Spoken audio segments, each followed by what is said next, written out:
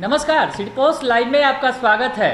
नीतीश कुमार को पीएम मोदी का निमंत्रण मिल गया है। 23 तारीख को नीतीश कुमार प्रतिनिधिमंडल के साथ दिल्ली जाएंगे और पीएम मोदी से मुलाकात करेंगे। नेता प्रतिपक्ष तेजस्वी यादव भी प्रतिनिधिमंडल में शामिल होंगे और मांझी की पार्टी की तरफ से जानकारी दी गई है कि जीतन राम मांझी भी प्रतिनिधिमंडल में शामिल रहेंगे।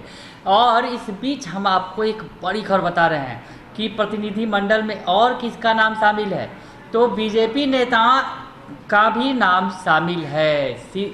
इस मसले पर आपको हम बताएं कि जिस तरह से सीएम नीतीश कुमार का बड़ा बयान सामने आया है और उन्होंने बताया है कि प्रतिनिधि मंडल में बीजेपी के नेता भी शामिल रहेंगे। जी हां, बड़ी खबर बता रहे हैं कि जो बीजेपी जाति आधारित जनगणना का विरोध कर रही है, केंद्र सरकार ने साफ कर दिया है कि वो जातीय जनगणना नहीं करवाएंगे और अब उसी बीजेपी की पार्टी के प्रतिनिधि भी नीतीश कुमार के प्रतिनिधि मंडल में शामिल होंगे। बड़ी खबर बता रहे हैं। और सीएम नीतीश कुमार दरअसल आज राज्यपाल से मुलाकात करने राजभवन गए थे और राजभवन से निकलने के बाद जो उन्होंने बयान दिया, पहले उस बयान को आप गौर से सुनिए, उसके बाद आपको बताएंगे। 23 तारीख को दिन में 11 बजे उनसे मिलना है, टाइम तय हो गया और मिलेंगे। उसमें से पहले से ही जो हमने पत्र भेजा था उसमें मिलने के इच्छुक जो एक समुदाय मिलेगा, समूह मिलेगा, उनकी सूची हम दे दिए थे। और फिर बीजेपी के भी लोग अभी नाम तय कर रहे हैं, वो दे देंगे, तो सब लोग जाकर के वहाँ पर मिलेंगे, वो अंतिम रूप से फिर भेज देंगे। तो ये तय हो गया मिलने का। आज राजभवन आए थे सर, कुछ खास यहाँ आपकी बात होती है नहीं, कभी कभी कोई जरूरत होता है तो कुछ दिन के बाद आपको यहाँ से नोटिफिकेशन हो जाएगा। वो जो बात होती है ना, कंसल्टेशन होता है, बातचीत होती है, जो अपॉइंटमेंट्स होते हैं ना वाइस चांसलर वगैरह का, वाइस चांसलर का, उसमें एक विचार विमर्श कर, तो वही विचार विमर्श के लिए बुलाया।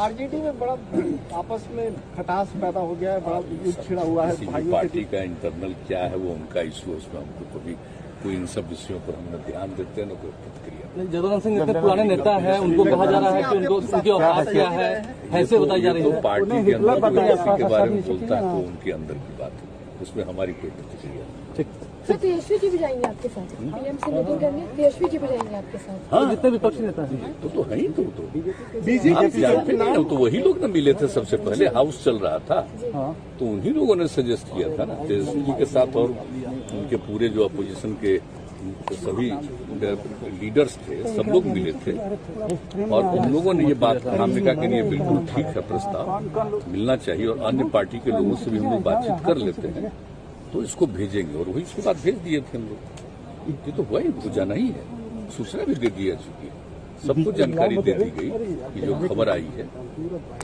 तो कल देर रात में करीब सूचना आई थी अंतिम, तो उसके बाद सब लोगों को सूचना दे दी गई है।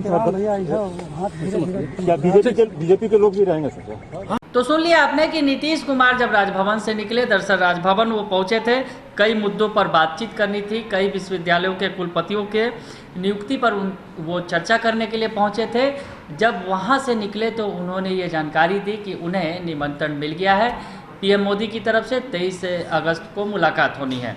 तो 23 की मुलाकात के लिए अब जो है तमाम सियासी बिसात बिछाए जा रहे हैं। नेता प्रतिपक्ष तेजस्वी यादव का भी बयान आ गया और इस बीच जो नीतीश कुमार ने बड़ी बात कही है कि उनके प्रतिनिधि मंडल में बीजेपी के नेता भी शामिल होंगे। ये बड़ी बात कही है नीतीश कुमार ने। उसमें उन्होंने कहा है कि बीजेपी की तरफ से अभी नाम दिया जा रहा है कि कौन से नेता यहाँ से जाएंगे।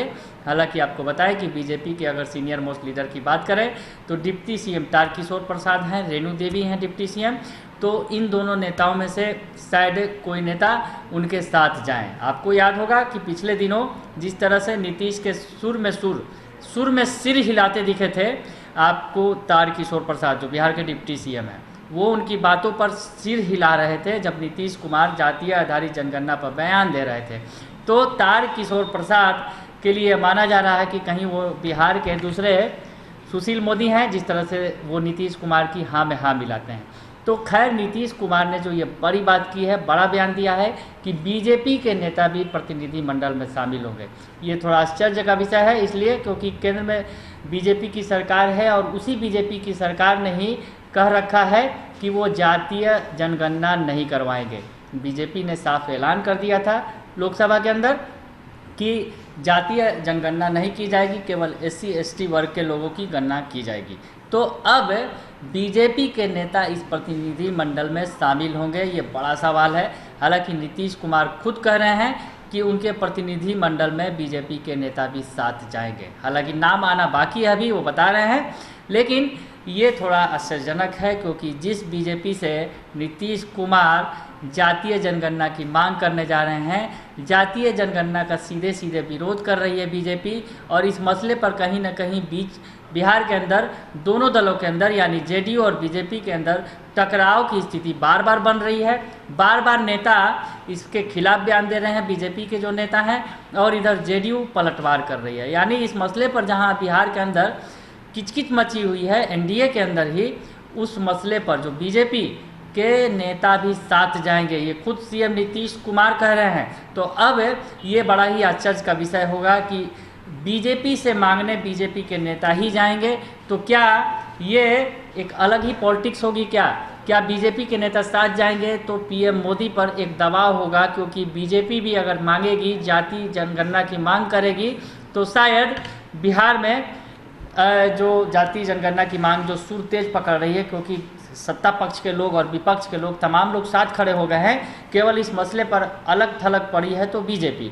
तो अब बीजेपी का प्रतिनिधि मंडल में अगर बीजेपी के नेता जाते हैं तो क्या कुछ मैसेज जाएगा, ये बड़ी बात होगी और देखने वाली बात होगी कि आगे क्या होता है। ये सियासत है, थोड़ा इंतजार करते हैं और देखते हैं, क्योंकि नीतीश कुमार ने खुद कह दिया है कि बीजेपी के नेता भी उनके प्रतिनिधि मंडल में शामिल होंगे। तो अब वक्त ज़्यादा नहीं है, थोड़ा इंतजार करते हैं और देखते हैं कि बीजेपी के नेता, कौन से नेता नीतीश कुमार के साथ जाते हैं और इस मुलाकात का क्या असर होता है उस बीजेपी नेता के साथ जाने पर। बने रहिए सिटी पोस्ट लाइव के साथ, तमाम खबरों से आपको अपडेट रखेंगे। फिलहाल के लिए इतना ही, धन्यवाद।